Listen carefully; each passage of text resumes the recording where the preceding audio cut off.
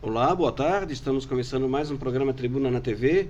Hoje, felizmente, depois de tantas tratativas, tantos problemas de agenda, conseguimos trazê-lo para participar do programa, vereador Cristiano Klaus Fischer. Vereador, seja muito bem-vindo ao programa Tribuna TV. É uma honra tê-lo aqui conosco essa tarde. Fico muito feliz de estar aqui na TVBE, no Tribuna na TV, né? Esse programa que você coordena e apresenta também, Adilson. Então é uma satisfação estar por aqui. Então muito obrigado pelo convite. E que bom que deu certo a agenda, né? Que bom que deu certo, Tava né? difícil, mas saiu. Com certeza, graças a Deus, né? Vereador, bom, quando convido alguém aqui, eu sou meio curioso, vou lá tentar fuçar na vida dele, saber o que é que acontece, o que aconteceu, como o senhor chegou a estar onde está hoje, né? Então eu quero discorrer sobre esse assunto bem minuciosamente, saber quem é o vereador Cristiano Klaus Fischer. Vamos contar uns segredos então, né? Vamos lá. Bom, porque eu sei que nasceu, vai fazer aniversário mês que vem, 22 de janeiro. 22 de janeiro. Vai fazer 38 aninhos. 38. Tá certo. Ainda bem que já sabia, tá? Porque às vezes eu esqueço. Eu também, às vezes eu me engano. Será que eu já estou com tudo isso? A gente às vezes diminui um pouquinho, né? Mas coisas da vida. Vereador, filho de Cláudio Roberto Fischer e Salete Rainer Fischer. Daqui de Itajaí? Daqui de Itajaí. O meu pai, minha avó, então, de Brusque, né? Uhum. Da família Fischer, dos fornos Fischer e tal. Eu ia perguntar isso. Mas até meu pai e meus tios, eles tiveram contato. Eu já não tive, né? Uhum. Mas eles chegaram a vir na casa da minha avó aqui em Itajaí e tudo mais. Mas, claro, devido à mudança de cidade, correria grandiosa deles também, faz com que eles não estivessem tanto por aqui. E nós por lá. Mas o dono da Fischer, então, é até padrinho da minha tia. Uhum. Então, assim, para mostrar a proximidade. Mas eles são primos do meu avô, né? Mas aqui em Itajaí, o meu pai sempre foi do Bairro São João, Madevila, ali na Vila Operária. Uhum. E a minha mãe lá para Cordeiros. Certo. E, bom, já falou, nasceu e se criou aqui no São João, então. Depois, quando meus pais se casaram, eles foram primeiro morar em Cordeiros, mas ficaram pouquinho tempo. E depois eles foram para Joinville, que eu tive meningite, e aí a gente estava lá e naquele momento, né? Mas eu tinha menos de um ano de idade. E depois de lá voltaram e foram construir a sua vida até hoje no bairro Dom Bosco, perto do Tamirim. Ah, tá certo. Bom, o senhor estudou na Henrique Midon, é isso? Avelino Werner. Avelino Werner, ali no na Rua São Indaial, Judas, na Rua Indaial. Isso. Tá certo. E é nutricionista formado pela Univale. Exatamente. Também é técnico em massoterapia, técnico em terapias corporais naturais, pós-graduado em nutrição clínica funcional e fisioterapia funcional. Fitoterapia, plantas. Fitoterapia. Ah, certo, fitoterapia. Isso. Né? E trabalhava com o quê? Então, trabalhou na área da saúde sempre, ou não? Eu, desde os 17 para 18, eu fui para a área de autônomo. Uhum. Mas antes eu fui marceneiro ali com meus pais. Meu avô tinha marcenaria, móveis Fischer. Depois meu pai tocou a marcenaria, quando meu avô já não podia mais. E aí, ali enquanto era móveis Fischer, que era do meu pai, eu não trabalhei com ele. Salvo assim, limpar, tirar um pouco de serragem, aquela coisa toda. Mas quando eu volto de uma questão de saúde ali na infância, aí eu fui trabalhar de auxiliar de marceneiro no São Vicente e depois lá na Secato, lá no Dom Bosco. Uhum. Mas naquele momento eu fui marceneiro ali por uns 4, 5 anos. Mas já deu para aprender bastante coisa. Sim, nunca gostei. Mas aquela coisa, pressão familiar, porque meu avô era marceneiro, meu pai era marceneiro, e aí a tendência é que eu fosse também. E aí na etapa que eu seria então marceneiro, saindo ali de um auxiliar, começando já a construir alguns móveis, né? O auxiliar geralmente começa a montar pia de banheiro, que é menorzinho e tal, fazer os cálculos. E aí eu comecei a primeiro fazer as gavetas. Aí para ter um pouco de expertise, né? Porque precisa começar do zero, fazer o cálculo, porque marcenaria é muito cálculo. E aí depois eu acabei migrando para uma área da saúde que foi massoterapia, massagem. Então era marceneiro e à noite, final de semana, eu trabalhava com massagem. Certo. Mas tu falou aí, assim, ano passado sempre na questão de saúde na infância, né? Eu vi que na infância você teve um problema com epifisiólise. Isso. O que é isso? Então, epífise é uma parte do osso que é a parte do crescimento. É onde o tecido ósseo consegue crescer. Então, epífise é a região. Iólise significa degeneração, tipo osteoporose, né? Que é o termo utilizado para degeneração. Então, degeneração da parte do crescimento do osso. E nesse caso, o fêmur. Então, eu tive epifisiólise no fêmur. Ou seja, lá na cabeça do fêmur. Então, ali é como se fosse uma ruptura. Racha a cabeça do fêmur. E aí, o tratamento é um pino que se coloca para consolidar o osso da parte do fêmur, né? Que vai até a parte do joelho, até a parte da cabeça do fêmur no quadril. Então, ali foi colocado um pino para aguentar e sustentar depois na tentativa de cicatrizar. Epifisiólise tem 3 níveis. A minha era nível 1 e nível 2.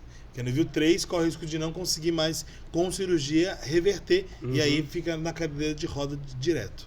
Chegasse a andar de cadeira de roda, então? Eu cheguei no processo de recuperação. Mas eu digo, se tivesse chego no nível 3, aí era irreversível. Isso naquela época, né? Hoje também a gente teria que avaliar melhor, porque sempre tem novos estudos, né? Você está falando de 25 anos atrás. Então hoje, né, avaliando essa consideração da cirurgia, né, em si, ela me deixou 1 ano de cama. Eu fiquei, então 8 meses, quase 1 ano de cama. Tinha quantos anos de idade? 13. Nossa, eu já era auxiliar de marceneiro. Desculpa, de garçom eu já era. E aí eu ajudava minha tia, claro, com 12 anos, eu era ajudante lá, né? 11, 12 anos. No final de semana, eu gostava de estar lá na muvuca. E aquela autonomia, porque hoje é mais complexo, mas naquela época, por mais que eu morasse no Dom Bosco, eu ia para Cordeiros, ia para São João, onde a minha família morava, e ali eu andava de bicicleta por tudo. Então tinha uma autonomia, assim, sensacional. E quando então vem a cirurgia e eu tenho que ficar acamado, hoje, talvez uns 5 anos atrás, pouco ali antes da pandemia, porque a pandemia foi, de novo, um impacto forte, né? A enchente foi forte na minha vida, a de 2008, e depois a questão da pandemia foi muito forte na minha vida. Mas, até então, o trauma que eu tinha muito forte para mim era essa questão de ter que ficar acamado. Então, hoje eu consigo falar, mas eu falava eu já ia chorar, eu nem podia entrar nesse assunto. Porque para mim foi um trauma, né? Eu via, porque eu era muito CDF, muito estudioso, muito de tirar 10, de tentar passar no terceiro bimestre, era assim, ó, terceiro trimestre, né? Eu era extremamente chato. Aquele aluno que tem que tirar 10, tem que responder a professora. E eu lembro que quando eu vim com o processo cirúrgico, que foi conversado com a escola, que foi no Vila Werner, foi dito que não era para mim se preocupar, que era mais ali pro final do ano, que era no período ali, que para a questão de passar de ano, eu já estava passado em tudo, então eu não precisava me preocupar com fazer as provas, trabalhos. Mas olhar para as notas de final de ano. Mas eu queria fazer as provas, eu lembro muito bem disso, né? E aí, por fim, não foi feito e tudo mais. E não, reprovei, porque já estava passado, né? E por falta foi sendo justificado por atestado. E no ano seguinte, eu fiquei um tempo na cadeira de roda e logo na muleta também. Então ficou ali em torno de 6 meses, talvez, nessa parte de acamado, né? Certo. E a trombose? Foi nesse período? Nesse período, porque acamado ali, literalmente, sem poder se levantar para nada. Então era banho na cama, toda a parte de banheiro era na cama. Eu precisava que alguém me movimentava, então alguém me movimentava, porque eu não podia fazer força para levantar. Então, papagaio, comadre, tomar banho de paninho. E imagina, por isso que foi um trauma muito forte para mim, né? Uma criança altamente independente, tendo que depender de alguém, que geralmente era minha mãe, para dar banho. Então, assim, era terrível. Hoje ainda a gente tem os ar-condicionado, mas eu lembro que naquela época não tinha, era ventilador e poucos amigos também. Porque como era muito CDF, é aquilo, né? Se é CDF, tu não tem amigo. É verdade. Só os amigos queriam botar o nome do trabalho. Aí sim, né? Na hora de fazer trabalho em grupo. Não chama o... Mas eu tive alguns, assim, que foi muito importante e decisivo, né? Na minha recuperação de alugar filme em locadora, levar filme, jogos também do Super Nintendo naquela época. E aquilo foi muito importante. E também a força da minha família. Aí Isso me emociona, mas Uhum. a minha avó, né, eu escutava o ônibus chegando, eu sabia que ela tava para chegar, dava 5 minutos e ela tava ali. Que bacana. Essa parte não superei. É muito forte para mim, né? Hoje ela não tá mais aqui, mas eu lembro até hoje, assim. Uhum. Tem coisas que marcam na vida da Nossa, gente, né? Que... Isso que eu não consigo falar sem me emocionar dessa parte. Uhum. E geralmente eu pulo, assim, eu fiz que nem lembrei, eu pensei, eu vou omitir, mas acabei comentando aqui. Não, tá ótimo também. Fica à vontade também, aqui nós estamos em casa, tá? Obrigado. Outra coisa, voluntário na Associação de Diabéticos. Por que foi voluntário lá? Então, Tem problemas com diabetes, não? Não. A minha avó, ela é diabética e amputou o pé, né? Então, junto na massagem, a gente tinha a ambição de trabalhar a reflexologia, que depois eu acabei me especializando mais nessa técnica, que é a massagem nos pontos dos pés. Então, quando a gente faz a questão da melhora da circulação sanguínea, a gente previne as amputações. Então, lá na ADIM, a Associação de Diabéticos de Itajaí Navegantes, tinha a questão de massagem, que era eu, massoterapeuta, e a Ivone, que era podóloga, depois foi a Juscelane. Nesse trabalho, eu fui para lá fazer o meu TCC de massoterapia, que era a reflexologia em pé diabético. E o trabalho foi tão legal que a própria associação me convidou para trabalhar logo, nem terminei o TCC, e logo eles me chamaram, porque os diabéticos que participaram falaram para os outros e todo mundo queria fazer a massagem no pé. E isso a gente conseguiu reverter muitos casos de amputação de pé diabético. Só com a massagem? Massagem, que melhora a questão de circulação, e a questão também da podologia. Então, qualquer tipo de lesão que eu identificava, eu mandava para lá. Geralmente homem, né? Homem é muito teimoso. E às vezes tinha uma dorzinha no pé, então a médica que tinha lá, ela fazia esse encaminhamento pra gente. E muita conversa, né? Muita conversa. Tá certo. Também participasse do Conselho Municipal, claro, como nutricionista, né, do Conselho Municipal de Segurança Alimentar e Nutricional. Tu sabe tudo mesmo, né? Chegou a ser pesquisa, pesquisa, sou jornalista, né? Muito bem, parabéns. Chegou a ser presidente da associação. Do conselho fui. Do conselho, desculpa. Fui. Fui presidente. Eu participei bastante tempo do conselho que é o CONSE, Conselho de Segurança Alimentar e Nutricional, inclusive beijo para a Eline e toda a equipe do CONSE. Hoje também já tem a Caizan, né? Mas o CONSE em si, eu fui presidente. E por ali a gente fez diversas discussões. Hoje Itajaí ganha prêmio e a gente sabe que é uma construção a longo prazo. Mas eu não tenho como falar de CONSE e não referenciar o papel importante da Elínia, que é uma nutricionista da rede. Hoje ela voltou para assistente social, uma baita profissional, servidora pública e que sempre teve instrumentando todo o processo, né, do CONSE. Então tive a experiência porque ela pediu muito que na época eu fosse presidente do CONSE e acabei assumindo e seguindo esse trabalho também. Vou aproveitar também, dar um abraço para a Elínia, que conheço ela, nós fazemos um curso de inovação no serviço público e fizemos um trabalho em conjunto lá, tudo bem bacana também, o trabalho dela muito louvável. Ela é Caxias, tá? Ela é muito competente. Ela briga para a coisa acontecer, e acontece. Sim. A questão mesmo de agricultura familiar. É isso que eu falava. Enfim, ela é fenomenal. É do teu tempo, quando já tinha essa questão Naquela época da essa política aquisição? pública não era tão forte, ela fomentou mais agora. Né? Mas lá a gente... É que dentro dos conselhos municipais, já passei por alguns, é tudo muito lento, Sim. né? Mas a Elínia sempre fundamentava muito bem. Então a gente seguiu, enfim. E de agora como vereador eu sigo fortalecendo também. Dei uma emenda também para essa área. Eu vou chegar lá porque nessa questão da aquisição de alimentos, essas coisas, que eu peguei alguns trabalhos teus já na Câmara esse ano que eu achei bastante interessante, mas a gente vai chegar lá nesse ponto. Também fosse membro do Conselho Municipal da Pessoa Idosa. Isso foi por muito tempo. Pois é, por quê? Tu não é uma pessoa idosa, né? Então, eu sempre simpatizei pelo tema e sempre nos estudos que eu tive, eu acho que toda a proximidade começou lá no diabético, porque os que mais frequentavam eram idosos, né? Porque o diabético mais jovem está num ritmo acelerado, então não tem tempo para parar. Já o idoso, ele já tenta se cuidar um pouquinho mais porque as consequências estão mais agravantes. Perda da visão, nível de amputação, neuropatia diabética, problema renal, entre outros. Então, ali nessa consideração do diabético, que era mais voltado ao idoso, eu sempre me aproximei desse tema. Então, poliqueixoso, dificuldade de conversar, repetição de assuntos, repete, né, a mesma história, conta 2, 3 vezes. E aí comecei também a ver a falta de paciência dos mais jovens para tratar as pessoas com mais experiência. Isso nem é questão de idoso, né? Porque às vezes o filho tem 15 anos para escutar o pai de 35, 40 anos já é um trabalho. Então, porque o mais jovem, ele tem dificuldade em tentar ver a experiência do outro.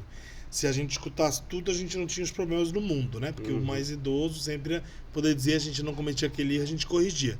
Mas a vida é essa, né? Nosso ciclo de vida. Natureza humana, né? Faz. Então, da proximidade da DIN, eu segui depois e desenvolvi o meu grupo, né, de terapias que é voltado ao idoso. E aí ali eu já fundamentava, porque eu queria mais do que eu podia dar. E aí eu acreditava que o conselho podia me dar esse suporte. Ele me deu conhecimento. E conhecimento ele me deu, né? E possibilidade de fiscalizar. Né? Que eu era fiscalizador do conselho. Então, eu ia nas ILPIs, que eu também conhecido como asilo, né? Que é as instituições de longa permanência, e lá eu conseguia fazer toda a questão de investigação dos locais para saber se esses idosos são bem tratados. A maioria das pessoas acha que só tem asilo Dom Bosco em Itajaí, né? Mas hoje passa de 10 instituições de asilos em Itajaí. Olha, que eu não sabia disso também. Achei que eu conheço 2 ou 3, um na Praia Brava, o Asilo Dom Bosco. Isso, tem lá perto do Limoeiro, no Limoeiro, né? Perto de Brusque. Enfim, tem vários outros, né? Cabeçudas, Praia Brava, Limoeiro aqui no ali eu acho que é centro. Ali no São Judas. Então tem alguns espalhados por Itajaí. A maioria é particular, né? Poucos são de vaga que o município possa comprar. A gente não tem nenhum asilo municipal também, né? O Itajaí deveria ter um asilo municipal público. Já tem um hoje tem o asilo Dom Bosco, né? Mas que é particular e o município compra a vaga, né? É diferente. Tá certo. E o que é a Associação Ação em Saúde? A Associação Ação em Saúde foi quando eu saio da DIN, de diabéticos, e precisava do CNPJ para continuar minhas ações por aí. Seja num auditório, seja no espaço público, eu preciso que a entidade solicite. Então eu precisava de um CNPJ. Eu só precisava disso, do CNPJ, para pedir autorização para desenvolver ações. Participar do 7 de setembro, entre outras coisas. E nessa construção eu conversei muito com alguns amigos na época, me incentivaram, a gente montou um grupo. Aí a parte de jurídica, a minha tia Lígia, ajudou também. Eu tive participação também da Regi, enfim, de algumas outras pessoas ali, a Prifels, que algumas pessoas que me deram suporte e foram muito importantes naquele momento da minha trajetória do início da associação. A gente montou a associação para ser itinerante. Eu não queria ter local. Não tem uma sede, não tem um aí atendimento chamada específico. De itinerante naquele momento. Porque eu não queria fazer atendimento naquilo ali. Eu queria fazer quick massagem de cadeira numa ação social, levar a cadeira e participar. E naquele momento era assim, isso há 9 anos atrás, né? Era de forma bem discreta. O projeto do meu grupo Terapias Naturais Corporais começou antes, há 16 anos atrás. Mas a associação, então, ela veio para organizar, né? E burocratizar um pouquinho, para quando eu precisasse do burocrático para avançar, eu tinha associação. Certo. E aí eu idealizei, eu fundei e fui presidente por bastante tempo. A associação ainda existe? Ainda existe. Eu não faço mais parte agora, mas eu sempre que posso, assim como estou em todas as outras, estou nas ações, nos eventos que... E sempre é difícil, né? O filho teu que foi. Participando de eventos de assistência nessa área de saúde, Tudo. Porque assim, a parte de terapias naturais corporais, massagem, aurico, todas essas terapias alternativas, elas agregam muito. Então, às vezes a gente fazia uma ação voltada a direito e a gente botava uma massagem para o público vir pela massagem. Então, a gente sempre estava envolvido em tudo que era tema. Então, quando eu escrevi o estatuto da associação, eu pensava sempre ter várias ações para a possibilidade futura. Então, educação e saúde, que era o principal, mas educação financeira, educação em trânsito, educação em tudo, para que a gente pudesse vir e desenvolver. Então, as práticas integrativas, principalmente, elas fizeram essa abertura. Tá certo. Aí nós chegamos na questão política, foi esse teu envolvimento nessas associações, nesses conselhos, nessas instituições que despertaram esse interesse político ou não? Foi algum convite? Como é que surgiu o político cristiano Carl Fischer? Eu, dentro das entidades, isso foi na ADIM, no Amor Próprio, na Associação Ação e Saúde e nas outras que eu vivenciei, porque eu fui palestrante em muitas, assim, que eu vou perder a conta agora de quantos que eu fui voluntário palestrante e de atendimento também. Mas quando eu venho a despertar, foi no ano eleitoral de 2016.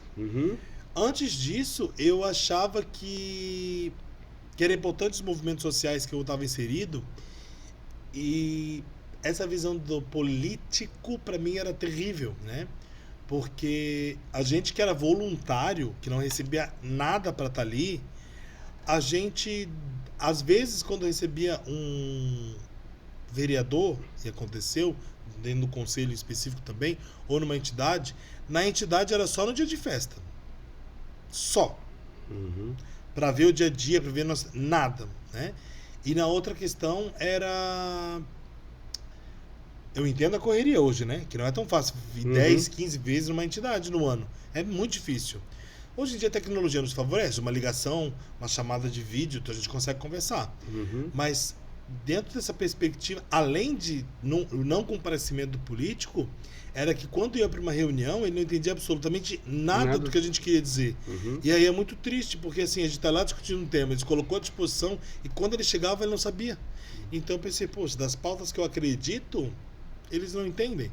Então eu não queria ser isso. Eu não queria ser o político que eu rejeitava.